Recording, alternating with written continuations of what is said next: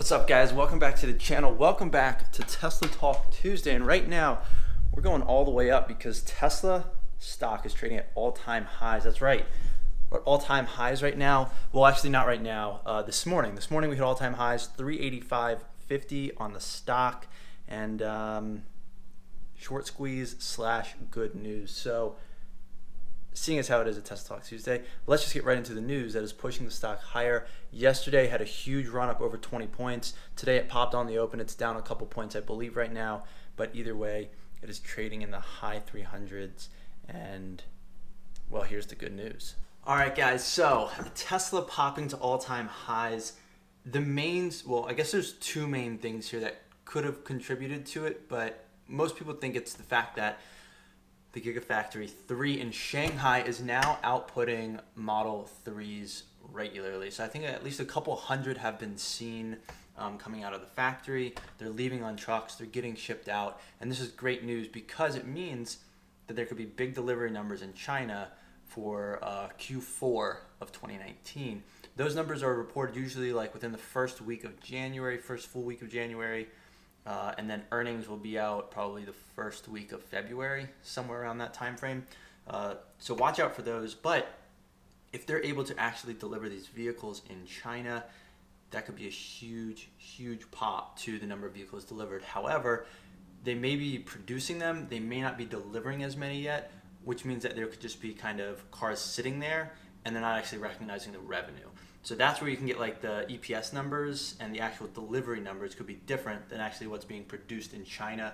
But the point is, the made in China Model 3 is a thing. It is happening. They're ramping up production. They're making more and more. And well, either this quarter, or if not this quarter, next quarter, there could be a nice pop from China Model 3 deliveries. And the price point for the standard range Model 3 with Autopilot is $50,000, which I believe it's higher than the US price point, which means they might be able to make more revenue off of these Model 3s in China. So as they can deliver more and more Model 3s there, and they don't have to, have exports from the US, imports to China, pay potential tariffs and other fees on that stuff, their revenue and profit margins increase because of these new China Model 3s. The one other thing that also was in question as to whether or not the stock pop was that there was a revisit to giving an EV tax incentives to more vehicles. So in the past, what happened was there was a federal tax credit of $7,500, but it only applied to the first 200,000 vehicles that a manufacturer made. And then that federal tax credit would be phased out after you hit that 200,000th delivered vehicle. Once you hit that, the EV tax credit, I think, was phased out over 4 months, I believe. It was cut in half each quarter. And then 4 quarters, not 4 months. And then after 4 quarters, 1 year, it was phased out. Something along those lines. Point being, Tesla, right now I think you get like $1,875, I don't know, something like that. It's under $2,000 per car that you purchase. Yes, it's still helpful, but it's not as significant as a $7,500, $7,000 federal tax credit. And well, this gets phased out December 31st of this year. So if you're looking to buy a car, there might be another tax credit in the future, but there may not be. And here's why. So the reason why is this apparently, was in the news yesterday, and well, it was immediately shot down, basically saying like the White House would immediately say no to this if it ever got there. But there could be a new president next year. Maybe this could be state incentives could go up depending on, I don't remember who exactly proposed this, but things to look out for in the future. But right now, if you order by the end of the year, you get, $1,800 back on your federal tax credits because you were buying a new electric vehicle. I got no tax credits because I bought a used electric vehicle, and they didn't apply to used electric vehicles. It was a one-time first owner buying a new electric vehicle tax credit. But people are saying that this is sort of a disadvantage to the first movers, to people like Tesla and GM, who were first movers, have produced many more cars and really got the ball rolling on electric cars. They're now going to suffer as like Audi, BMW, Mercedes, all of these other companies that are competing with them that are also not US-based companies are rolling out electric vehicles and getting, $7,500 off those cars. That could potentially hurt sales of Tesla, but at the same time, Tesla has such an advantage in their battery technology, the drivetrain technology, and all the software that they have I think people will still buy Teslas. Even though the tax credit has dropped from $7,500 all the way down to under $2,000, people are still clearly buying Teslas over all other EV vehicles.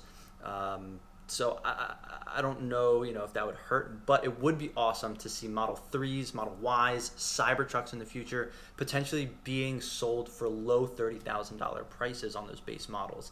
I mean, imagine right now you could get a Model 3 very well spec'd with full self-driving.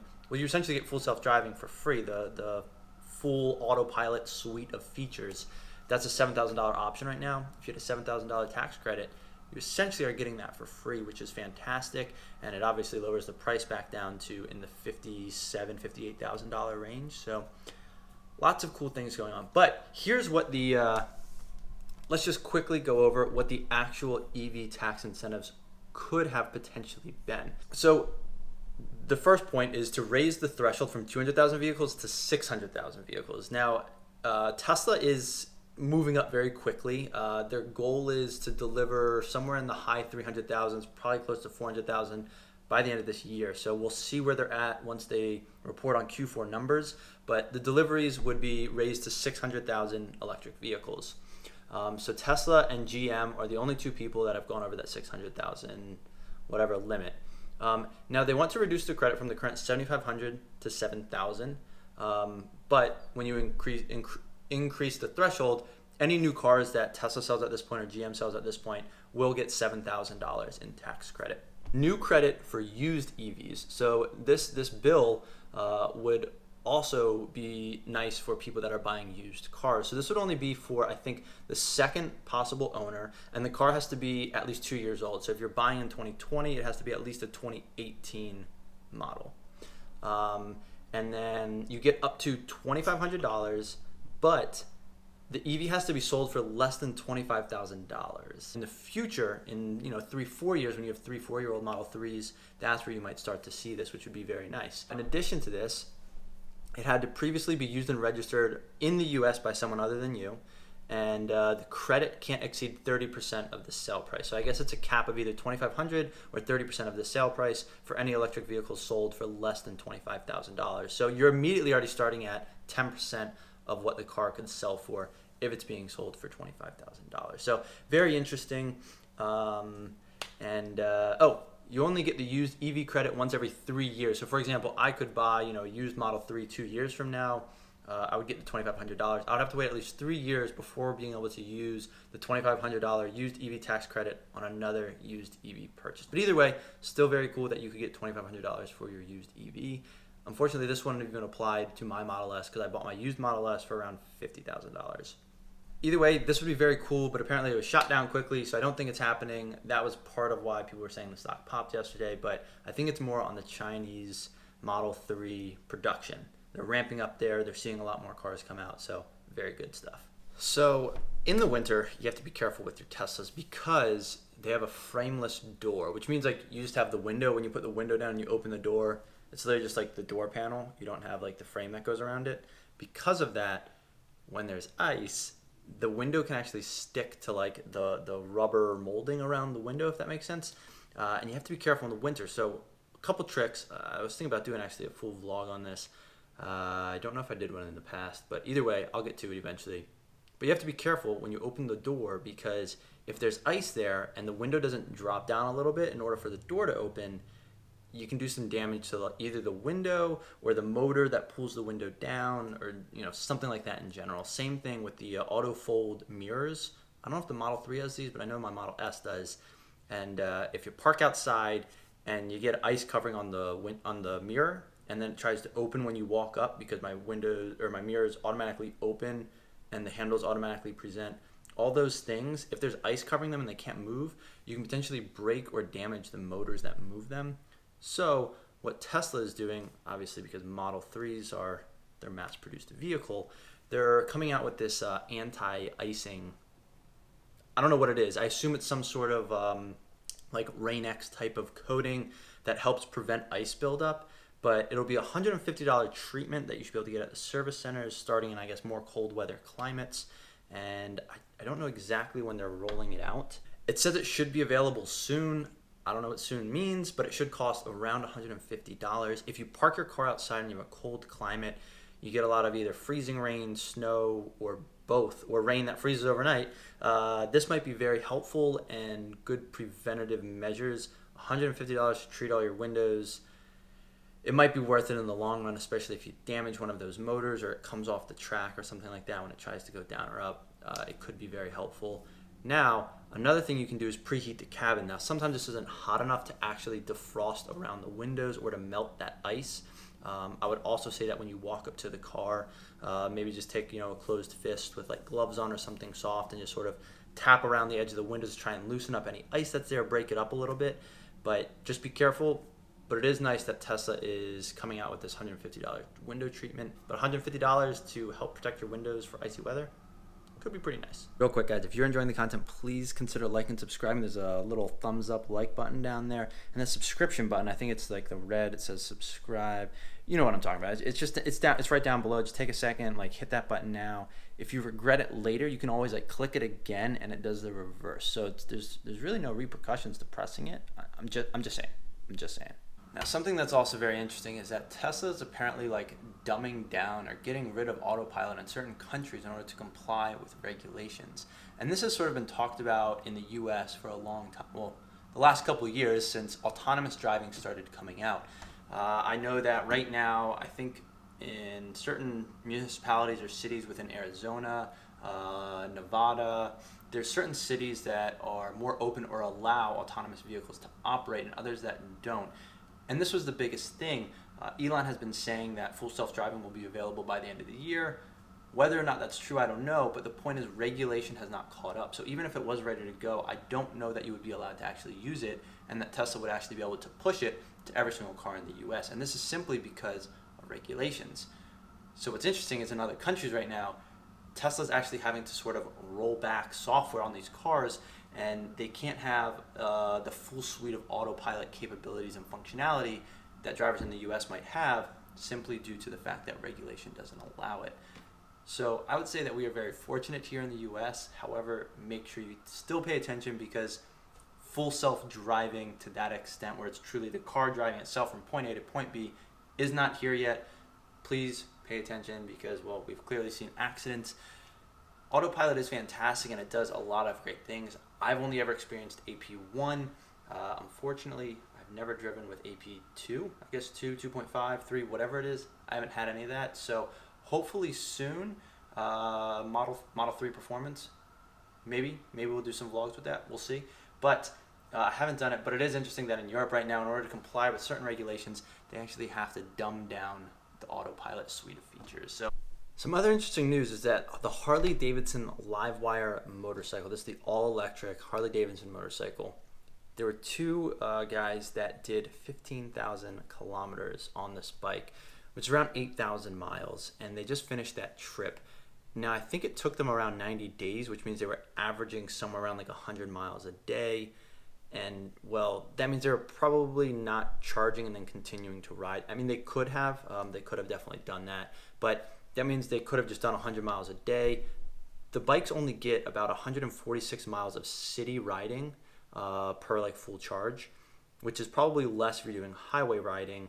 And then they do have DC fast chargers in them, so I think you can charge to 80% battery in around 40 minutes, but still that's, it can take a while. And I don't know how prevalent these DC fast chargers, like the Tesla supercharger network is all over the US. There's good access on highways, and relatively near multiple major cities. Something that's interesting is Google Maps has actually added an electric charging station feature in it. You can now search and find charging stations, so that is very handy.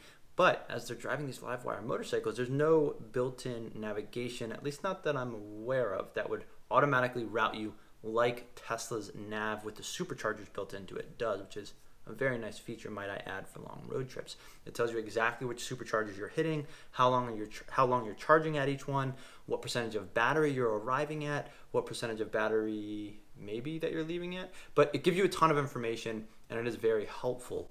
So I don't think the Livewire does this, but correct me if I'm wrong. So doing multiple charging stops in one day seems like it might be very annoying, and you really have to plan this out yourself, which can also get very annoying and tiring.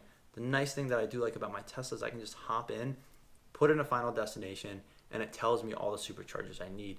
The first week I got my Tesla, I did a day trip from Maryland to Connecticut and back in the same day and didn't really have to plan anything out. I just plugged in the final address in Connecticut, drove up and stopped at the superchargers I needed, put in the final destination in Maryland, drove down. And the other nice thing is you can just tap the supercharger icon on the map and it just shows you where the superchargers are. So very easy to use that giant touchscreen pinch and zoom to find superchargers and look at the map there. So I don't know what it's like, you know, with an electric motorcycle. I feel like I would definitely have much more range anxiety on one of those, but I know for having a Tesla and doing road trips, it's not a problem, and it's been fantastic so far. We'll see. Might be driving to Florida soon. Maybe. We'll see. More to come. But the point is, very neat that they've done 8,000 miles on these bikes.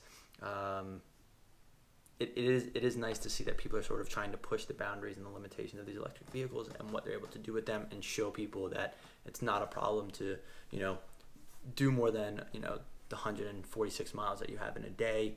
You can make a road trip out of it and find places to stop and charge all over the country. Last, I just wanted to come back, that EV tax credit. Buying a Model 3, like the standard range with Autopilot for like $33,000 would be crazy. You go online right now and you go to a white base Model 3 standard range plus purchase price. It's $39,990. You drop $7,000 off of that, you're looking at $32,990 for a Model 3 that gets the same range as my car. It's a second slower than my car. The top speed is 140, but you have Autopilot. $32,990 if you had a $7,000 EV tax incentive. I mean, that's a no-brainer right there. Now, if you step up to the Performance Model 3, not adding anything on, no full self-driving, no other colors, just the base white, $56,990. You're looking at a $49,990, sub $50,000 Performance Model 3.